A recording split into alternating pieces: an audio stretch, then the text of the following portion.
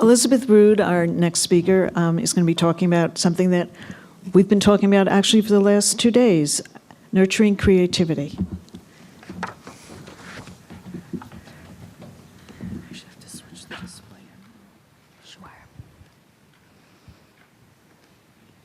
So while she's doing that, I think you all are sort of in that post-lunch blood sugar crash. So I want to ask everyone to stand up, stretch your arms a little bit, get your movement going, get some blood into your brain. Really important for staying alert and for being creative. All right. It is an absolute pleasure to be here. This is my first time here at the Sandbox Summit, and I've been so impressed and blown away by the synergies that are in this room and the sort of underpinning of ethics that I feel like so many people are bringing to the intentionality in their work, and it's really exciting. I am here as an educator and a researcher, also as a mother and a former classroom teacher and principal in public schools. I have now the distinct honor and privilege of working here. I am both the Vice President of Education at the Bay Area Discovery Museum and also Director of our Center for Childhood Creativity, which is our on-site research, advisory, and partnership division of the museum that does a lot of work.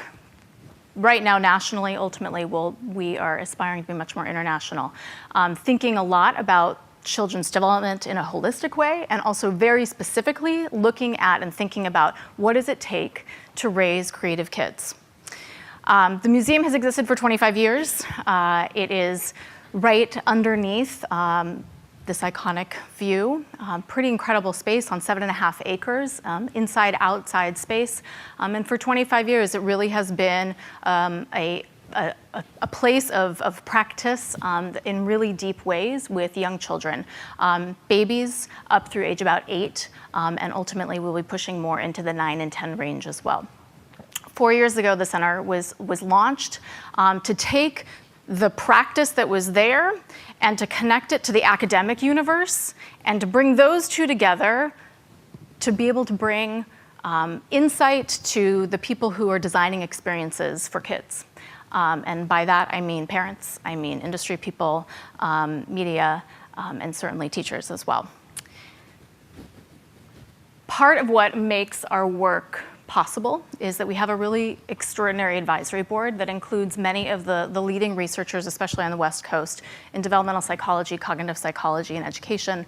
Some of the faces you may recognize up there are Carol Dweck, who's done a lot of really incredible and important work about mindset, hearkening back to the conversations that have come up here a number of times about failure and failing forward. This really is the undercurrent, the underpinning of Carol's work is really underneath so much of what it takes to raise the kinds of kids that have that sort of mentality. Also, Alison Gopnik, who's at UC Berkeley, famously wrote The Scientist in the Crib and is a key partner to us. Neuroscientists, and also, finally, a lot of important scholars in the creativity studies space, which, if you are in the academic world, is an enormous mess because it pulls from lots of different disciplines. And so we have done our best to try and take that and to synthesize it and to make it really useful for people. So what I'm bringing to you here is riding on the shoulders of many of these wonderful academics, and then using our expertise as parents and developmental psychologists and teachers to think about what then it means for those of us who are working directly with kids. So I want to start with this question: what is creativity? We see kids at this point, it is clear that they are full of creativity, they are full of imagination, and something over the course of our life shifts and changes so that this lack of self-conscious, open to possibility, kind of unbound energy, oftentimes over the course of our life, tends to be diminished pretty dramatically. And yet we've been hearing over these couple of days about all these amazing people in work settings that are highly creative. And so the question then becomes, what does it take to become highly creative, and what do we do to protect more kids, and I mean protect them, so that this doesn't get lost over the course of their life? Many people, when they hear creativity, many parents in particular, immediately equate it to the arts. And certainly we understand and know that creativity is often built really well through engagement with the arts. But we don't see them as synonymous at all. And in fact, what we are striving for is a much broader and deeper understanding of creativity that is not an icing on the cake thing that hopefully kids get Thursday, 4 p.m. in some enrichment class that they're in, but instead is understood as a fundamental, foundational piece of kids' development, which incidentally is built largely through play. So this is the kind of creativity that we are advocating for, and we're really trying as our center to be pushing a tipping point in our community of understanding the importance of. So any guesses of what this graphic is? Yes, someone said it, flights.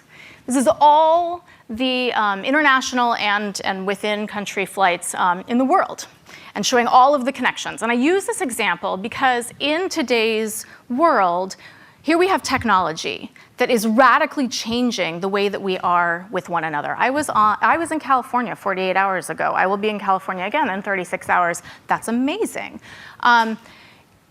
It also means that we are connected and things are dynamic and fast-paced in a way that a generation ago we couldn't possibly imagine. I also want to connect this to problem solving. And I want you to think for a second about how different the spread of disease, think about the Zika virus right now and the fear that it is creating in this world compared to the bubonic plague when we're going over foot. The world that we're creating today, because of its dynamism and because of the way that it is so much more complex, the creative skills that our society is going to need are on a whole another level than what we have needed as a community in the past. And so what we're really advocating for is that if this is going to be good for kids to develop their creativity, it's going to give them a sense of purpose in their life, but there's an enormous social need to be able to solve these really complex issues that our technologically connected world and our increased globalization is creating. So how do we build in kids creativity toward problem solving, creativity towards looking at the world around them and seeing what the needs are, and then figuring out how to do something about it? All right, oops, I should be watching this. All right, so one thing that's really important to understand, and this was referenced a couple of days ago, I think maybe it was Kelly that talked about it. No, it wasn't, it was Colin talking about it. There have been many studies done over many years, and this is research that was done initially by Paul Torrance, starting in the 60s, but it has been continued over many, many years. And what it shows is that fairly consistently, around age 9, more than half of kids have a decided drop in their original thinking. And researchers, the hypothesis around this is that it coincides with when we're becoming much more socially aware. When we look at our peers and we try and figure out what's the right thing to do, and that self-consciousness that comes into play starts to erode our creative confidence. So what then becomes really important is for us to basically inoculate kids before and think about what needs to happen after so that this doesn't happen. Because it becomes really, really important that we continue a positive trajectory in creativity. Another thing, just as we're thinking about defining creativity, I want to put out, oftentimes, both in scholarship and in the media, when people are trying to make sense of what creativity means, we pull up examples of genius. And there's good reason in scholarship that we look to examples of genius. There was a whole Atlantic series about 1.5 years ago that was looking at people like Kurt Vonnegut and trying to make sense of where creativity comes from. That's all fine as a starting point, but we certainly don't want to be sending a message to our kids, you're never going to become Steph Curry, so you shouldn't bother doing phys ed. Right? Like it does not logical. And in the same sort of way with creativity, we don't want to sort of set up this model that what you're striving for is to be one of these people up here. Instead, what we're really interested in is thinking about like what's sort of the mid-quartiles of normalcy in creativity, and how do we move every single kid up a notch so that that entire bell curve moves? How do we do that in our community so that we have the kinds of problem-solving skills that are going to be needed in that 21st century complexity? The great news is creativity is hugely influenced by our environment. So if people follow sort of psychology conversations, it's really frequent that there's this, is it nature, is it nurture? And in developmental psychology, we kind of know everything is always both. But the extent to which it is one versus the other is different for different things. So up here it shows some different regularly measured psychological things like personality, IQ, verbal and spatial skills. What these things demonstrate is actually that the extent to which you're going to demonstrate creativity is more determined by the environment that you have experienced than even your political orientation. So if you're thinking Bernie or you're thinking Trump, that is more likely set by the genetics that is within you than whether or not you are going to wind up being able to have amazing insight and to be able to create something different and original. And that's enormously good news because all of us in this room are designers of experience. So how do we then use this information to design the kinds of experience that is going to build kids' creativity best?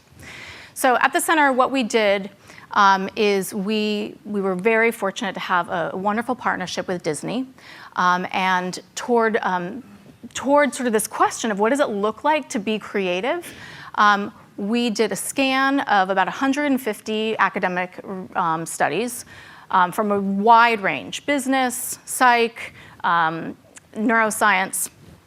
And we pulled up findings to try and figure out, like, how do you, instead of just trying to define creativity, what are the underlying habits of mind? What are the underlying traits that roll up to becoming a creative person that can be taught and can be assessed so that we can have a mindfulness in the experiences that we design to make sure that they have these things built in? So, no big surprise. The first is that creative people are imaginative and original. This actually can be encouraged and taught by asking kids to be original. Research has shown that when researchers invoke originality, saying instead of just coming up with a whole bunch of ideas, try and come up with an idea that you don't think anyone else in this room is going to come up with, that in fact people become more original. They do things outside of the bounds of what is conforming to what they think other people are going to think is normal. A really key piece is cognitive flexibility and openness. And so this can be built through modeling for kids all kinds of different experiences. Diversity is a key piece of building in the cognitive flexibility that kids are going to need to be able to think about things from many different angles and perspectives. Another, and this sort of harkens back, I love the slides that Michelle showed this morning about their brainstorming session at IDEO. What the decision-making piece that we pulled out from that was really important is that brainstorming is a process of divergent thinking. You come up with a whole bunch of different ideas, but that doesn't lead to great ideas. The great idea process is then figuring out which of those brainstorms you're going to follow through on and why. So this is something that can be built into the experiences that we do for kids. How do you ask them to be big, broad thinkers, and then also ask them to zone in and to make some choices about things? The next three have to do with sort of the social emotional well-being of kids. One is really about self-expression and confidence. Next, about motivation, and we're going to talk about that a little bit more. The final, or second to last one, I think is really interesting because it's about collaboration. But oftentimes, the way we set up collaboration experiences actually lead to conformist views. So how is it that in our experiences, we are allowing kids to collaborate, but we're asking them to build off of each other's ideas to get to something that neither one of them would have come up with on their own? So that's a really tricky thing to do. And then finally, the last is about action and movement. Being physical increases the creativity flow. This is being shown in studies with adults right now. When you're in a mental block, you go for a walk, you have a breakthrough. This is because of the way that our brains are wired. We are working right now to take these 7 and to build out, we're doing some pilot testing in some schools to build out assessments that are connected to these so that we can start to see sort of whole class so that teachers can understand where do their kids have strengths and where do they need to build in different experiences. Okay. So from all this, I'm pulling out 4 things that I think are relevant kind of across the board in this audience of if you focus on just these 4 things and trying to create experiences that allow for this, you will be creating experiences that are more, that are going to foster greater creativity in the kids that are engaging with your products or your classroom or your media, whatever.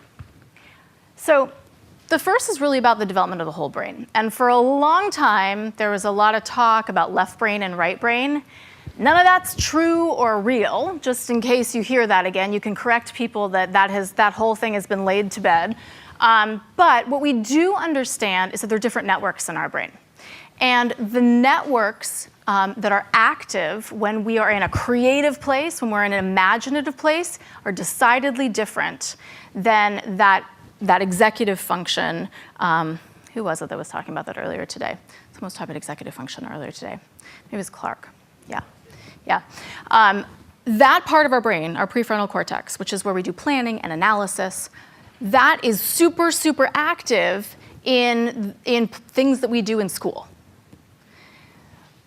The other parts of our brain that are involved in imagination and in storytelling and in the networks that are connected to creativity are often really not engaged in our school process, which is why for all of us that are thinking not just about our classrooms, but about sort of the wraparound experience that kids have, we have got to be doing a better job making sure that they have experiences that are flexing different networks.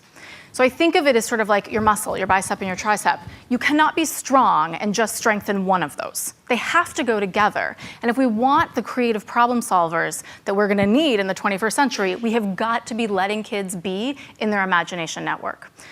And that is critically important because they spend a heck of a lot of time in their prefrontal cortex, even though it's not fully developed in adolescent males until age 24. So how do we do that? One huge way is we let kids engage in imaginative play. So this is not just like fluff. This is where the brain network is engaged, where kids are basically flexing that muscle that is going to allow them to develop the neural pathways that are going to allow them to be original thinkers as adults. So this is a place where we can all be messaging to families, because a lot of times families don't understand this. But again, this is something that needs to be built in these early years. That is when your brain has tons of neurons and networks. And what happens is as we go through pre-adolescence and into adolescence, our brain gets rid of many of our networks that it doesn't think it needs. Well, if we're not letting kids in those key years be really imaginative, we're going to get rid of the networks that are going to lead to those original solutions as adults. So rich imaginative play is really important, and research has shown in a correlational way that kids that have richer imaginative play as children are stronger creative thinkers as adults. All right, the next takeaway, open-ended process. Our friends from Highlights talked about that a little bit this morning. Super, super important. And I think part of the tension that we're hearing in this conference between like learning and fun, I actually think it is more about us not understanding the kinds of prompts and experiences we're setting up for kids. And I think that there's a way to marry the learning and the fun by simply thinking more about open-ended prompts and process.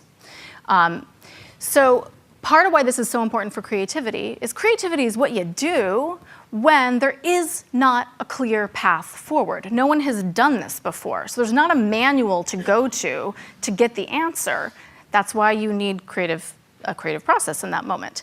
If so much of what we're doing to building kids' experiences and then to assess their learning is about input-output, where there is a clear end answer, and what their job is to design the duck that the teacher designed, as opposed to getting a different duck than everybody else, and isn't that so cool? If you're not doing a good job creating those open-ended processes, then again, what we're saying to kids is you have to do it just the way this person did, or you've not done it right. It's a failure experience. So that's a lot of what we need to do to undo much of the sort of lack of creativity in our spaces. So just a couple of points. I mentioned this before about divergent and convergent thinking. Something that can be built into experiences is asking kids to do brainstorming, and then asking kids to make decisions and asking them to justify their decisions. What is it based on? Is it based on doing some interviews and doing some end user testing, or is it based on sort of weighing out what's possible, but really asking them to go through that process? Again, the two muscles. It's both creative and it's analytical. They've got to go side by side. Another thing, and we're excited about Common Core, partly because it's giving teachers more sort of awareness of thinking about open-ended prompts. Just an easy shift from, instead of asking kids, what is 5 plus 5? Instead of asking them, what are two numbers that you can combine to make 10? One thing I do, love magnetiles, super open-ended. I mean, these are the kinds of toys that allow for tons of open-ended play. This is something that my children started playing with easily when they were 2. My 7-year-old daughter is still super involved and engaged with her magnetiles. That's amazing. A toy that has 5-year, so open-ended that it works for 5 years, it's incredible. One thing that we talk about a lot is just the way that we want to be engaging with kids and talking to them. And so a shift from, driving down the freeway with my 3-year-old and he's getting bored, so I'm like, okay, I'm gonna start engaging you in conversation. So what often happens with parents is they'll say, oh, look at the bus. What color is it? Yellow. How many wheels does it have? 4. Look at the truck over there. How many wheels does it have? 6. Which one's more? The truck. And it's this like back and forth of closed-ended questions. It's fine for building vocabulary and can be good for doing some exchange, but it's not actually very good for asking about creativity. So instead, you can just flip that into say, wow, I wonder why that truck has more wheels than the bus does. What do you think? And then putting it back to the kid for them to answer. And then they answer, and then this is my favorite, tell me more. Tell me more. Tell me more. So this is what it looks like in an interactive experience. And I sort of challenge those of you who are doing games or media, how do you model this and build this in? Because so much of the stuff that is out there, especially the educational stuff, is very closed-ended. So I really want to challenge people to go out and just think, like, where are there opportunities for more open-ended questions? We are about to launch an activities collection. It's going to be coming out on our newly designed website in June, hopefully. And what it is basically a number of activities that can prompt kids to do more creative things. That can be done at home or in a classroom. So it's just an example of the kinds of activities that are in there. We've basically curated it from a lot of different sources. So looking at similarities to things, asking them, again, to be original. What's something that might come up between these two things that you don't think anyone else has thought of? And then also building kids' fluency. That's another key piece of being creative, is coming up with many different ideas. All right, next. Synthesis is a really important thing. And we can design experiences that ask kids to synthesize. One of my favorite examples of brilliant synthesis and how it allows for innovation is the compostable cup. Two things existed before, composting and plastic cups. Someone had this amazing insight that we could combine them, we could synthesize these two ideas, bring them together. Suddenly we have an innovation that's solving a really important global need. That is that, where do you put the trash for 7 billion people? So what are the kinds of things you can do with kids that build this kind of synthesis skill? So one thing we've been practicing in our preschool, our on-site preschool, is, and this is also one that's going to be highlighted in our activities library, is just giving kids 2 different animals, combining them, and then creating a brand new animal and telling a story about what its habitat is and where it lives and what does it eat. So again, just practicing that experience of synthesizing 2 different things you already know and bringing it together in something new. All right, my final point is I just want to talk a little bit about rewards. And this has come up in a few different ways in the conference. And I'm speaking very specifically about rewards to build creative thinking, because it's different when we're trying to do other kinds of learning. And I want us to be really mindful that there are like the rewards of like the badge or whatever along those lines. But there's also the reward of the model that we give. And oftentimes, especially for young kids, they aspire to do whatever it is that the model was. And this becomes a real challenge as we're trying to build their creativity. So I'm sort of tongue-in-cheek putting up, does anyone recognize the Lego set that's on the right-hand side?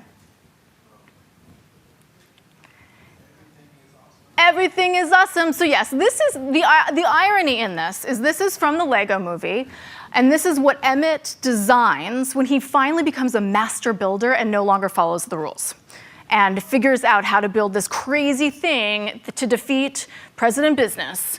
And he defeats President Business by realizing that he doesn't have to put the pieces together in the way that the rulebook told him that he had to put them together.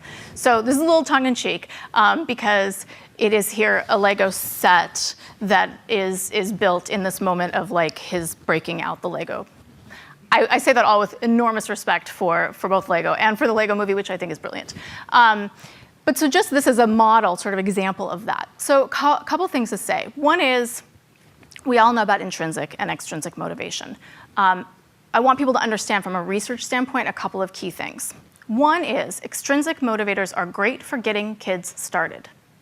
They are not great to sustain engagement, interest, or creative output over the long haul. In fact, researchers have shown that when you give kids rewards for doing some things and not rewards for doing other things, actually the kids who were not given the reward stay with the thing longer.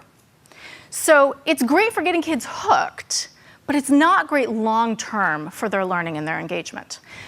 From a creativity standpoint, it's also incredibly clear that we are creative when there are intrinsic motivations to do it. People do not come up with creative solutions because they're going to get paid more or because there's some like reward at the end. So we have to think about how we build engagement, especially around creativity, that does not rely on these extrinsic motivators. All right, I just sort of put out the turkey. Across this country, in November, teachers all over will do a craft project called the Turkey Hand, and they will put up the model of what it's supposed to look like, and this is counting as art time. And I just want to challenge us all to be thinking about when we do things that are really canned, and when we do things where there is a model, where you walk into a classroom and look, 25 things that all look exactly the same hanging on the wall, we may be teaching technique, maybe, or we may be teaching rule following, but we are certainly not building creative skill.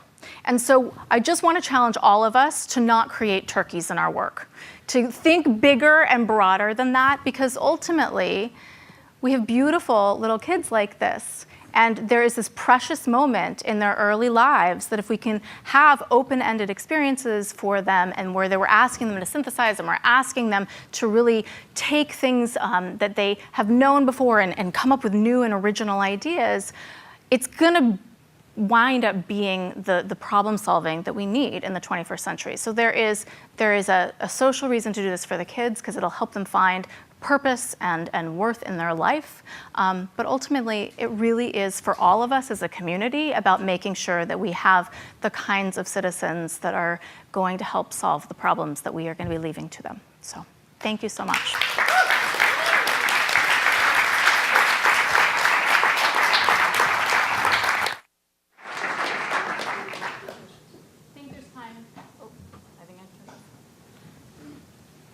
Wendy says there's time for maybe one or two questions.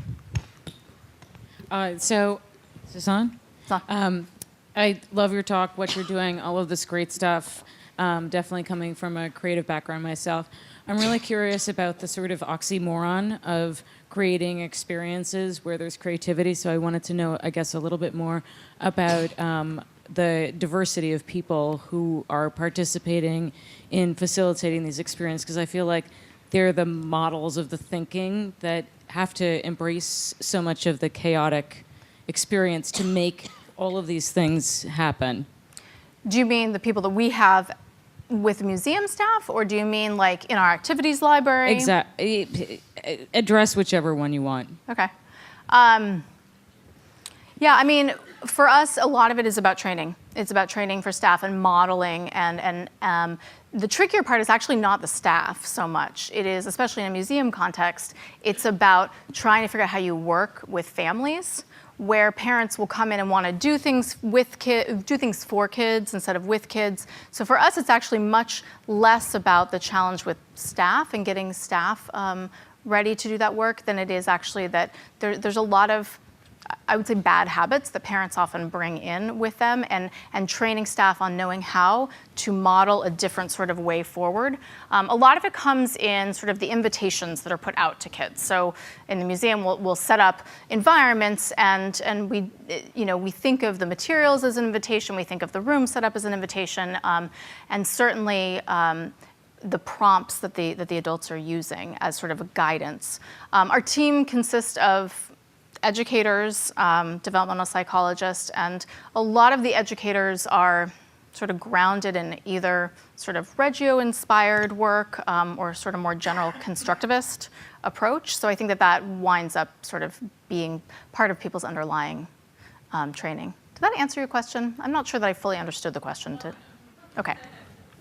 Maybe one more? Okay.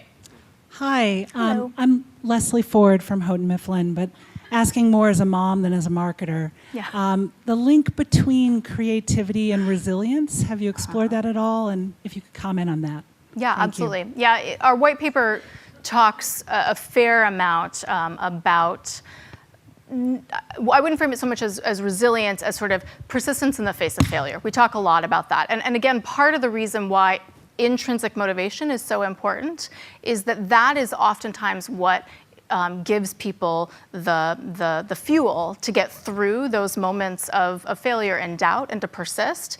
When something is extrinsic and suddenly it's being judged from an external standpoint, we are doing it because of someone else, which ultimately doesn't wind up giving us the kind of persistence as if where we can build it intrinsically. So again, that's why the messaging is so important. And I mean, we rely a lot on Carol Dweck's work, and people have been starting to apply that to creativity specifically and looking at sort of creative mindset, and the principles are the same. It has to do a lot with the messaging, and if people have not read Mindset, I think anybody who's working with kids, it should be in your top 5 most important books to read. So, okay.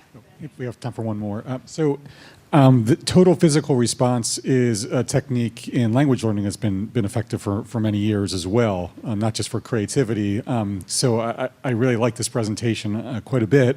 But I had a question like, okay, so if you're a student, you're going from a rote learning model in one class, and now you're going to one where the teacher's more creative, are there ways to help that child transition? And like, is the physicality one of those ways, and what might be some other ways? Like to get actually change what networks are fired up, essentially. No, I think it's critical, and I think it's why we have to focus on the early years. I mean, I come from a background as being a 9th grade teacher, and as a 9th grade teacher, when I tried to put things back to my kids or to ask them open-ended questions that didn't have a right answer, they would freak out because their whole educational career, their whole life has been built around the opposite of that. And so I think we have to be making sure that we're thinking about the social emotional environment to allow for that to happen. And I think that there are ways, as we're doing I would say maybe detoxing from a conformist place, that we have to scaffold it for kids so it's little pieces at a time. Because ultimately what we're asking kids to do, in addition to being original, which is kind of a scary thing, is also to be autonomous in their learning. And we have an education system, again, that there's not a lot of autonomy that's built in. There's a lot of, I do whatever's told to me to do. So I think that we have to really attend to the social emotional learning around it, and to scaffold it in the way and think about how you structure it so there's certain pieces. So for us, like in building out our activities library, and I guess this might be connecting also to the other question, a lot of it is thinking about how you give teachers enough structure in the activity that they feel comfortable being able to let go. Because at the end of the day, if teachers don't feel comfortable letting go, they can't create these kinds of creative environments for their kids. So it really is about teachers trusting about how to put kids into the driver's seat. Yeah. Thank you.